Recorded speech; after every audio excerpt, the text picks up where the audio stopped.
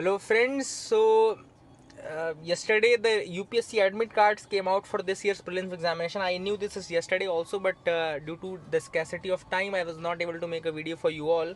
So two three things after the admit cards have came out, I would like to say that now the time is there when you revise whatever you have studied till now. There is no need to start a new subject or start a new topic, because it's a very less probabilities there that you will get some questions from the topics which you start now, है ना. So what you have to do is that you have to revise all the earlier things and try to focus on few things. For example, the economic survey is there, economy का portion जो है लगभग उससे आएगा, तो please do focus on that. Current affairs revise करते रहिए. Do solve papers every day. Try to solve at least 1 or 2 test papers every day now, and make a notes from that as well. उसके भी notes आप बना के रखिए. And जो भी नोट्स आपने बनाई होगी, मैंने पहले भी आपसे कहा था कि note making is very essential and you have to make the notes of each and every topic. So make notes of, use that notes for the revision purpose. अगर रिवीजन के लिए आपको वो नोट्स यूज़ करनी चाहिए. And one thing more, that जो भी आपका सेंटर है, please do visit that centre once before the examination date, है ना. I have face this thing in 2016. I was late in the centre by 5 minutes, and that was the UPSC. I think yes, it was UPSC center only, and then my nerves were out of control, and then I did 2-3 questions wrong because of that. DigiLocker, I told you that DigiLocker वाला question मैंने बताया था आपको. उस साल DigiLocker पहला question था, I think 2016 का ही पेपर था वो, and I did that wrong. Even though I knew the answer that is C is the answer, I marked something else. DV मैंने मार्क कर दिया था. एंड ये होता है जब आपकी नर्व्स कंट्रोल में नहीं रहती. So sometimes you take very casually that कि ये सेंटर तो पता है अपने को, ये यहाँ है वहाँ है, but then you do commit some such mistakes. So you have to visit the centre once. Just आप 1-2 दिन पहले, 3 दिन पहले, लेकिन एक बार विजिट ज़रूर कर लेना कि क्या मोड ऑफ ट्रांसपोर्ट होगा, कैसे वहाँ पहुँचोगे, एंड कितना टाइम एग्जैक्टली वहाँ पे लगता है, ताकि अपन एग्जाम वाले दिन ऐसी हड़बड़ी ना करें. या क्योंकि अभी कोविड का टाइम चल रहा है, you never know what happens that day, तो we have to be very prepared for that. So do that thing. And इसके अलावा मैंने जैसे कहा कि revision is the key now time. Revise करते रहो चीज़ों को, एंड कोई भी नई चीज़, नया सब्जेक्ट ऐसे ग्रैंड मत शुरू करो. समरी टाइप्स अगर कुछ आपको मिल जाए, जैसे इकोनॉमिक सर्वे का जस्ट आप अगर पढ़ लो तो बढ़िया है. करंट अफेयर्स का नोट्स जो आपने बनाया है, do read from that only. NCERT के जो नोट्स आपने बनाए होंगे, या टेस्ट पेपर्स के जो सोल्यूशन में आपने सॉल्व करके रखा होगा, please study from that topics as well. And इसके अलावा टेस्ट पेपर्स मैंने आपको बता दिया कि आपको लगाने हैं, पढ़ने हैं. और ऑप्शनल बिल्कुल बंद कर दो, अभी कोई ज़रूरत नहीं है ना. इसके अलावा और क्या बोल सकते हैं अपन.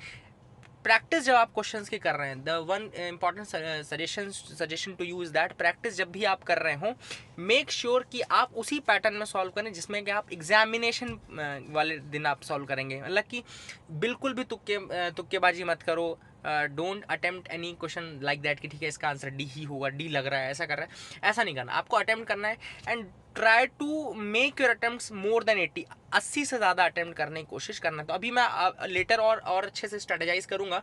मे बी 1-2 लाइव वीडियो अगर मैं आपको बना सकूँ तो I will definitely try to solve some questions with you. मैं आपके साथ क्वेश्चन सॉल्व करने की कोशिश करूँगा, कैसे सॉल्व करते हैं, किस एटीट्यूड मेंटल सेटअप के साथ आप सॉल्व करिए, तो आपको ज़्यादा अच्छे से समझ में आएगा. I will try to do that from you. जैसा कि मैंने कहा, मैं क्यों ऐसा बता रहा हूँ, क्योंकि I have cleared prelims and that too from a good margin. मैंने अच्छे मार्जिन से क्लियर किया, तो मुझे एग्जैक्टली पता है कि पहले राउंड में आप कितने क्वेश्चन कर पाएंगे, दूसरे राउंड में फिर आपको, लेकिन 80 से ऊपर आपके अटेम्प्ट आपको रखने हैं ना. मैंने कई बार देखा है कि लोग 80 से नीचे 70 अपनी एफिशिएंसी पे करते हैं कि मेरी एफिशिएंसी अच्छी है, बट ऐसा होता नहीं है हर बार, है ना. आप कितनी अच्छी एफिशिएंसी में रखेंगे, यूपीएससी में आप गलत करेंगे ही करेंगे ना. तो यू नेवर नो कि क्या पूछ लेता है. कई बार वो आप जो वो एक्सपेक्ट कर रहा है, लेकिन आप वो ना करके कुछ और समझ करके आप मार्क कर देते हो आंसर में. तो you have to make sure कि आप बिल्कुल इस तरीके से पेपर अटेम्प्ट करें जैसा कि आप फाइनल डे करेंगे. सो ये कुछ सजेशंस मेरी तरफ से रहेंगे आपके लिए. एंड इसके अलावा कीप स्टडिंग हार्ड. अभी बिल्कुल समय ऐसा है कि आपको 15-16 घंटे 17 घंटे जितना आप पढ़ सको, जितना ज़्यादा. लास्ट में कई लोग क्या होता है, रिलैक्स कर रहे थे कि ठीक है अब साल भर पढ़ लिया है, अब कोई ज़रूरत नहीं है. मैं कहता हूँ लास्ट मूवमेंट तक पढ़ना. मतलब अगर आप मेट्रो से जा रहे हो, कैब से जा रहे हो, ऑटो से जा रहे हो, तो लास्ट मोमेंट तक पढ़ना. यू नेवर नो कि कौन सा टॉपिक आ जाएगा, है ना. I remember the incident once I was giving CAPF examination. I clear the CAPF that year as well. तो मैं CAPF देने जा रहा था, and I was in metro, and what I did is that I just googled GK Today defence. बस इतना ही Google मैंने किया था, GK Today डिफेंस. उसमें 15-20 न्यूज़ आइटम्स आ गए थे. उसमें 15-20 न्यूज़ आइटम्स जब मैंने पढ़ने लगा तो मैं 3-4 पेज पढ़ पाया था, सेंटर आ गया था मेरा. तो I read 3-4 pages and approximately समझ लो 10 से 20 न्यूज़ आइटम्स ही मैं पढ़ पाया था उसमें. But from that 10-20 news item 3 questions came in UPSC CPF examination. Current affairs के 3 सवाल आ गए उससे. सो यू नेवर नो आपका लक कैसा होता है. I still remember 2017 UPSC mains examination paper. UPSC mains की बात करते हैं. मैं अपनी नोट्स कॉपी ले गया था GS2 के दिन. GS2 में मैं ले गया था. And if you remember, ECOSOC question came in that. What is ECOSOC? And I just opened my notes and first page was UN and its agencies, and in my notes only मैंने ECOSOC लिखा हुआ था. I read that ECOSOC ये किया and that question came there then and there. Okay, तो वो question वहीं पे उस समय आ गया. इसके अलावा अगर आपने देखा हो कि मतलब ऐसे बहुत सारे इंसिडेंट्स जब आपको ऐसा समझ में आएगा कि आपने जो तुरंत पढ़ा है वो आ गया. ठीक है ना.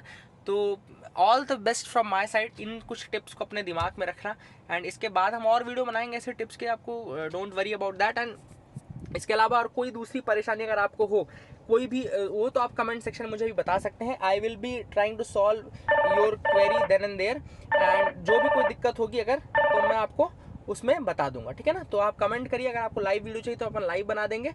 अगर आपको कुछ ऐसा चाहिए तो आप मुझे बताइएगा. ठीक है. तो all the best from my side. Keep studying hard and all the best to you.